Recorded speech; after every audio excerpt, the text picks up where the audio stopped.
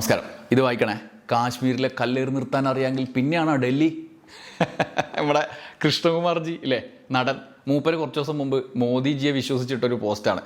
Jantar മന്ദിറിലെ CJP സമരം പൊളിച്ച് പാളീസാക്കുന്ന ഷാജിയെയും പോലീസിനെയും മോദിജിയെയും ഒക്കെ വിശ്വസിച്ചിട്ട പോസ്റ്റ്. എന്താ കഥ?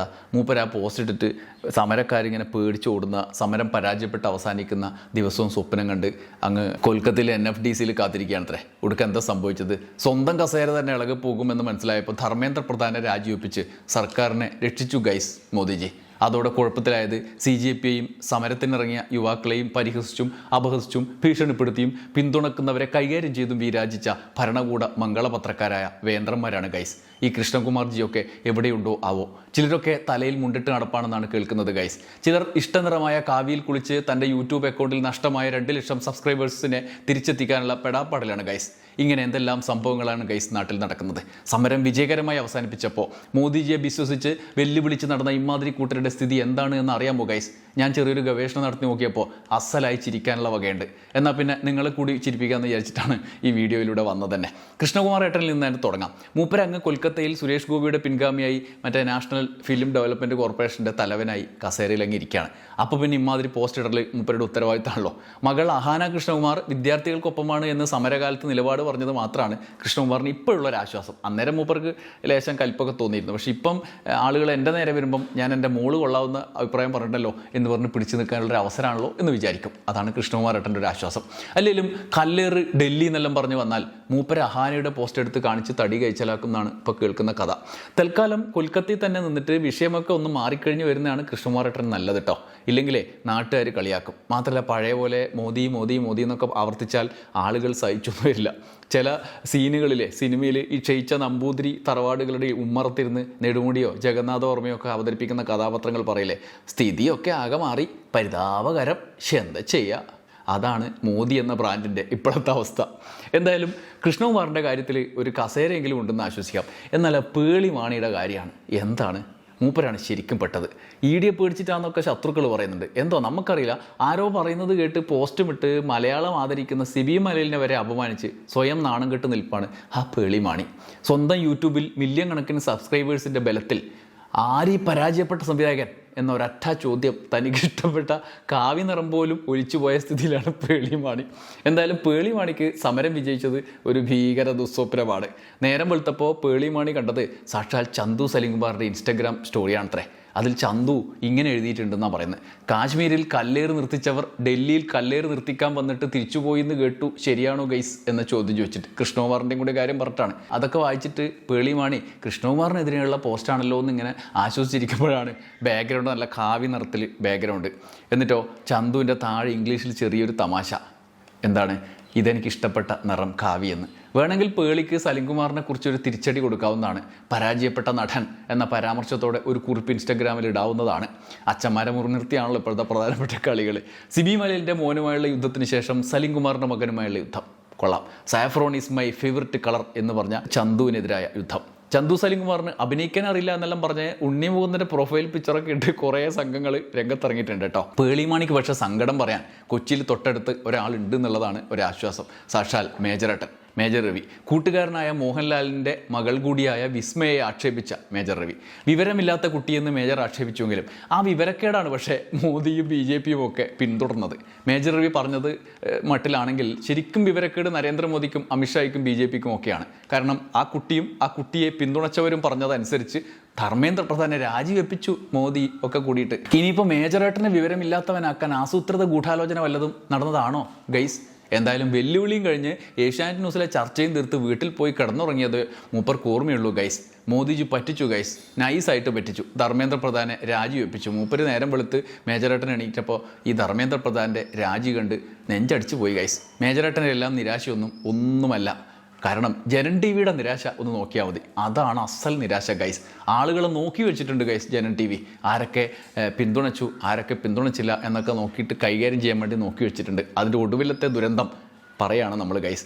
ശ്രീമതി ടീച്ചർക്കെതിരെ വ്യാജ വാർത്ത കൊടുത്ത് ഇങ്ങനെ നാറി നിൽക്കുമ്പോഴാണ് ഡൽഹിയിലെ സമരത്തിൽ CJPക്കാരുടെ വൻ വിജയം. അവിടെ പോയതും പിന്തുണക്കുന്നതും ആയ ആളുകളെ നോക്കി വെച്ച് കൈകാര്യം ചെയ്യലാണ് ധർമ്മേന്ദ്രൻ്റെ രാജിക്ക് പിന്നാലെയുള്ള പ്രധാനപ്പെട്ട പരിപാടി ജനൻ ടി വിയിൽ. ഏറ്റവും അവസാനമായി രഞ്ജിനി ഹരിദാസിനെതിരെ നിരന്തരം വ്യാജ വാർത്ത എഴുതി ആക്ഷേപിക്കുക ആണ് പതിവ്. ഒടുക്കം ഒരു പ്രത്യേകതരം വാർത്ത കൊടുത്തു. എന്തെന്നറിയാമോ? പണം വാങ്ങി ഡൽഹിയിൽ പോയി സമരത്തിൽ പങ്കെടുത്തു എന്നും അത് അന്വേഷിക്കാൻ NIA വരുന്നു എന്നുമാണ് വാർത്ത. ഇതൊക്കെ ഞാൻ കാണിക്കാം. എന്താ കഥ? രഞ്ജിനി അവിടെ പോയി ആ വാർത്തയുടെ ഓൺലൈനിൽ അവരെ ഫേസ്ബുക്കിൽ ഇൻസ്റ്റഗ്രാമിലൊക്കെ പോയിട്ട് കമൻ്റ് ഇട്ടു. ജനം ഓൺലൈൻ സമൂഹ മാധ്യമങ്ങളിലാണ് ഇത് പങ്കുവച്ചിട്ടുള്ള ലിങ്കിൻ്റെ താഴെയാണ് രഞ്ജിനിയുടെ കമൻറ്റ്. കേന്ദ്രം ഭരിക്കുന്ന പാർട്ടിയുടെ ചാനലിൻ്റെ അവസ്ഥയെ രഞ്ജിനിയുടെ കടുത്ത കമൻറ്റ് കേട്ടതുടനെ നാണക്കേടായില്ലേ? ഡൽഹിയിൽ എത്തിയത് പണം വാങ്ങാനാണെന്നും രഞ്ജിനി ഉൾപ്പെടെയുള്ള ഇൻഫ്ലുവൻസർമാർക്കെതിരെ NIA അന്വേഷണത്തിന് ഹർജി എന്നുമായിരുന്നു ആ വാർത്തയുടെ ഉള്ളടക്കം. ഇതിന് താഴെ രഞ്ജിനി ഇട്ട കമൻറ്റ് ഇങ്ങനെയാണ്: അടുത്ത മാസം 20-ാം തീയതിക്ക് ശേഷം വരാൻ അവരോട് പറയാമോ? അതുവരെ എനിക്ക് കുറച്ച് തിരക്കുകളുണ്ട്. എന്തായാലും ഇക്കാര്യം അറിയിച്ചതിന് നന്ദി എന്നാണ് ജനൻ ടി വിയുടെ ആ വാർത്തയുടെ താഴെ പോയിട്ട് രഞ്ജിനി കമൻറ്റ് ചെയ്തത്. കമൻറ്റിന് പിന്നാലെ നിരവധി പേര് പിന്തുണയായിട്ടൊക്കെ വരുന്നുണ്ട്. പ്രധാൻ രാജിവെച്ചു, മിണ്ടാണ്ടിരുന്നാൽ പോരെ ജനൻ ടി വിക്ക്. ഇതിപ്പോൾ രഞ്ജിനിയോട് യുദ്ധം ചെയ്ത് നാണം കടേണ്ട സ്ഥിതിയിലായിപ്പോയില്ലേ? വാർത്ത എഴുതിയ ജനൻ കരൻ എവിടെയുണ്ടോ എന്ന് ആവോ. അതങ്ങനെ കണ്ട് ചിരിച്ച് പള്ള കൂച്ചി ഞാൻ ഇരിക്കുമ്പോഴാണ് അടുത്ത സംഭവം. ഫേസ്ബുക്കിലൊരു പോസ്റ്റ്, സാക്ഷാൽ V മുരളീധരൻ്റെ പോസ്റ്റ്. ഇതൊക്കെ പറഞ്ഞാൽ എനിക്ക് കണക്ഷൻ വിട്ടു പോകുന്നത് ഗൈസ്. അതുകൊണ്ടാണ് ഞാനിങ്ങനെ നിർത്താണ്ട് പോന്നിട്ടാ. പണ്ട് പെട്രോൾ വിലയെക്കുറിച്ച് പറഞ്ഞതുപോലെ പ്രധാൻ്റെ രാജിക്ക് ശേഷം അതിനെ ന്യായീകരിച്ച് മെഴുകി വരികയാണ് മൂപ്പര്. ആരാ? V മുരളീധരൻ. ആ പോസ്റ്റ് ഞാൻ വായിക്കാം.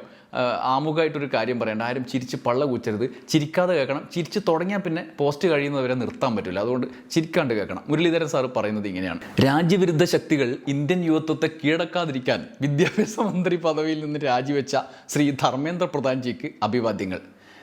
അതായത് മൂപ്പര് രാജിവെച്ചത് ഈ രാജ്യവിരുദ്ധ ശക്തികൾക്ക് കീഴടങ്ങാണ്ടിരിക്കാൻ വേണ്ടിയിട്ടാണ്. രാജ്യവിരുദ്ധ ശക്തികളെ തുരത്താനാണല്ലോ നിങ്ങളെ അവിടെ ഭരണം ഏൽപ്പിച്ചത്.